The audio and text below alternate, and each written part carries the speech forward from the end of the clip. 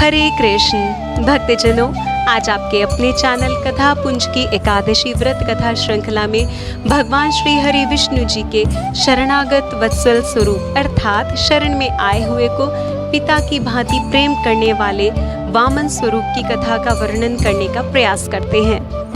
भाद्रपद माह शुक्ल पक्ष की एकादशी को परिवर्तनी एकादशी के नाम से जाना जाता है, क्योंकि इस दिन भगवान श्री हरि विष्णु जी क्षीर सागर में चातुर्मास की योग निद्रा में अपनी करवट परिवर्तित करते हैं। इस एकादशी पर भगवान के वामन अवतार की पूजा की जाती है, इसलिए इस एकादशी को वामन एकादशी भी कहा जाता है। यह एकादशी जल झूलनी एकादशी के नाम से भी प्रसिद्ध है। जानते हैं क्यों? क्योंकि इस दिन मैया यशोदा जी ने भगवान श्री कृष्ण जी के जन्म के बाद कुआं पूजन या जल पूजन किया था। इस एकादशी को पार्श्व एकादशी, पद्मा एकादशी, जयंती एकादशी, धर्मा एकादशी, कर्मा एकादशी आदि नामों से भी व्रत आप जिस भी दिन रखें, महत्व इस बात का है कि आप पूर्ण श्रद्धा, भक्ति, प्रेम और उल्लास के साथ यह व्रत करें। परिवर्तनी एकादशी का व्रत वर्ष 2023 भाद्रपद शुक्ल पक्ष में 25 सितंबर को स्मार्त मत के अनुसार और 26 सितंबर को वैष्णव मत के अनुसार रखा जा सकता है। और वैसे हम सभी जानते ही हैं कि दशमी युक्त एकादशी का व्रत नहीं रखना चाहिए। परिवर्तनी एकादशी का शुभ मुहूर्त इस प्रकार है। एकादशी की तिथि प्रारंभ होगी 25 सितंबर दिन सोमवार प्रातः 7:55 से और एकादशी की तिथि समाप्त होगी 26 सितंबर दिन मंगलवार प्रातः 5 बजे। परिवर्तनी एकादशी के व्रत के पारण का उत्तम समय होगा यदि हम व्रत 26 सितंबर दिन मंगलवार को रखते हैं तो 27 सितंबर को प्रातः 6:12 से 8:32 तक। ब्रह्म वैवर्त पुराण के अनुसार एक समय महाराज युधिष्ठिर जी कमल नयन भगवान श्री कृष्ण जी से आग्रह करते हैं कि वे उन्हें भाद्रपद माह के शुक्ल पक्ष की कथा सविस्तार बताएं। इस प्रकार भगवान श्री कृष्ण जी बोले, हे राजन, स्वर्ग मोक्ष को देने वाली, सब पापों को हरण करने वाली परम पवित्र वामन एकादशी की कथा मैं तुमसे कहता हूँ। इस एकादशी को करने से अश्वमेध यज्ञ से भी अधिक फल प्राप्त होता है। जिन वैष्णवों ने भादों के महीने में वामन देव जी का पूजन कर लिया, उन्होंने मानो त्रिलोकी का पूजन कर लिया।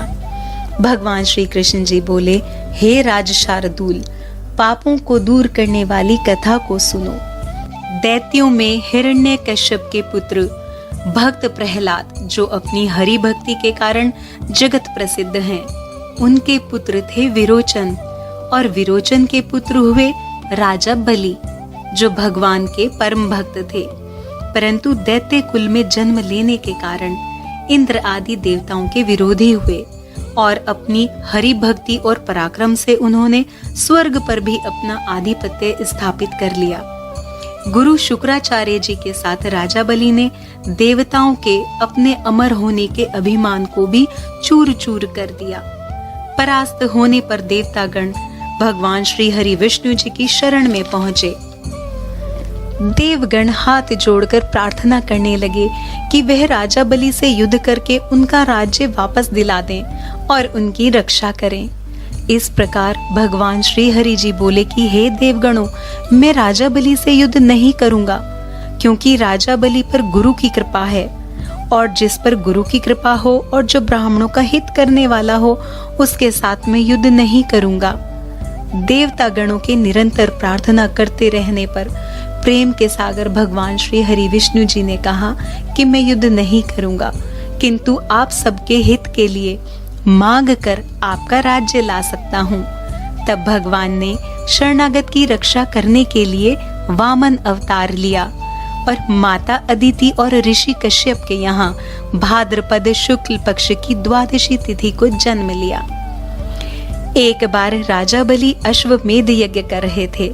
जब राजा बलि यज्ञ कर रहे थे तो यज्ञ के अंत में ब्राह्मण को दान देना उत्तम समझकर उन्होंने वामन अवतारी भगवान विष्णु जी को दान में 3 पग भूमि देने का संकल्प ले लिया।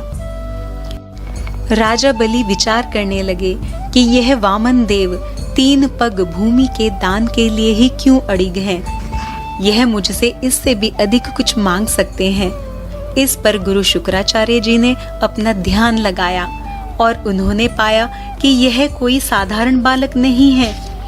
यह तो स्वयं सृष्टि के पालनकर्ता श्री लक्ष्मीपति भगवान विष्णु जी हैं। गुरु शुक्राचार्य जी ने राजा बलि को बताया कि आपके समक्ष यह साक्षात भगवान श्री हरि विष्णु जी हैं, जो देवताओं का हित करने के लिए आपके समक्ष याचक बनकर आए हैं। यह सुनकर राजा बलि मुस्कुराए और बोले, यदि यह भगवान हैं और मुझे छलने भी आए हैं तो भी मैं दान देने से मना नहीं करूंगा। इसलिए गुरुदेव, मुझे इनके कथन अनुसार दान देना ही है। जैसे ही राजा बलि ने दान देने का संकल्प किया, वामन अवतारी भगवान ने अपना त्रिविक्रम शरीर विशेष रूप से बढ़ाया। भूलोक में पैर फैला दिए, भुवलोक में जांघ, स्वर्गलोक में कमर, महलोक में पेट, जनलोक में हृदय, तपोलोक में कंठ पहुंचा दिया, सत्यलोक और उससे ऊपर शिर को स्थापित किया। सूर्य, चंद्रमा से लेकर ग्रह, तारागण, योग, ये सब स्वयं ही आ गए। इंद्र से लेकर देवता, शेष जी से लेकर नाग, ये वेद के मंत्र से अनेक प्रकार से स्तुति गायन करने लगे। अब वामन देव जी ने राजा बलि का हाथ पकड़कर कहा कि एक पैर से तो मैंने पृथ्वी को नाप लिया और दूसरे पैर से स्वर्ग को। मेरा तीसरा चरण अभी बाकी है, कृपया बताइए इसे मैं कहाँ रखूं? इस पर राजा बलि ने भक्ति भाव से कहा कि आपने मेरा साम्राज्य नापा है, किंतु राजा बलि अभी शेष हैं। आप अपना तीसरा चरण मेरे शीर्ष पर रखिए और मुझे भी अपनी शरण में ले लीजिए। राजा बलि की विनम्र भक्ति भाव से अत्यंत प्रसन्न होकर भगवान विष्णु ने उन्हें वरदान दिए कि अगले मनवंतर में उन्हें इंद्र पद की प्राप्ति होगी और पाताल का राज्य भी राजा बलि को दे दिया और उनसे और भी अधिक वर मांगने को कहा। तब राजा बलि ने उन्हें अपने साथ पाताल में निवास करने के लिए कहा। भगवान श्री हरि जी ने उनके आग्रह पर कहा कि मैं अवश्य ही नित्य पाताल में आपके साथ एक विग्रह के रूप में निवास करूंगा, परंतु मेरा दूसरा विग्रह क्षीर सागर में शेष जी के ऊपर शयन करेगा। इसी एकादशी पर पाताल लोक में राजा बलि के यहाँ भगवान विष्णु जी के श्री विग्रह का पूजन हुआ था, इसलिए इस एकादशी का व्रत रखा जाता है। जो भक्त भक्ति भाव से पाप हरण और मंगलकरण करने वाली इस एकादशी की कथा का पठन और श्रवण करता है, उसको अश्वमेध यज्ञ से भी अधिक फलों की प्राप्ति होती है। आइए जानते हैं एकादशी व्रत के नियम। एकादशी व्रत के नियमों का पालन दशमी तिथि से ही प्रारंभ कर देना चाहिए। दशमी तिथि को संध्या से पूर्व सात्विक भोजन करना चाहिए। एकादशी के व्रत में अन्न जैसे चावल, गेहूं, दाल, चना आदि पदार्थों का सेवन नहीं करना चाहिए। किसी भी प्रकार का प्याज, लहसुन से युक्त भोजन नहीं करना चाहिए। एकादशी व्रत के दिन प्रातः ब्रह्म मुहूर्त में उठकर अपने नित्य कर्मों से निवृत्त होकर स्वच्छ वस्त्र धारण करें। शंख, चक्र, पद्म और गदा धारण किए हुए भगवान श्री हरि जी के सुंदर चतुर्भुज रूप का ध्यान करें। माता लक्ष्मी जी सहित भगवान श्री हरि जी को पंचामृत से स्नान कराएं और श्रृंगार करें। धूप, घी का दीपक, नैवेद्य, ऋतुफल, फूल, तिल और तुलसी जी अर्पित करें। तुलसी माता के समक्ष श्री हरि जी का नाम स्मरण करें। श्री हरि जी के समक्ष हाथ में जल और पुष्प लेकर एकादशी के व्रत का संकल्प करें और व्रत कथा का श्रवण या पठन करें। इसके पश्चात आरती करें। श्रीमद् भागवत गीता जी का पाठ और विष्णु सहस्त्र नाम का जप भी किया जा सकता है। व्रत में अपने शरीर के साथ आत्मा की भी शुद्धि रखें। किसी से अप्रिय वचन ना बोलें। राग, द्वेष, ईर्ष्या, वासना, लोभ और निंदा का त्याग करें। हृदय की कठोरता को त्याग कर सुंदर निर्मल भाव धारण करें।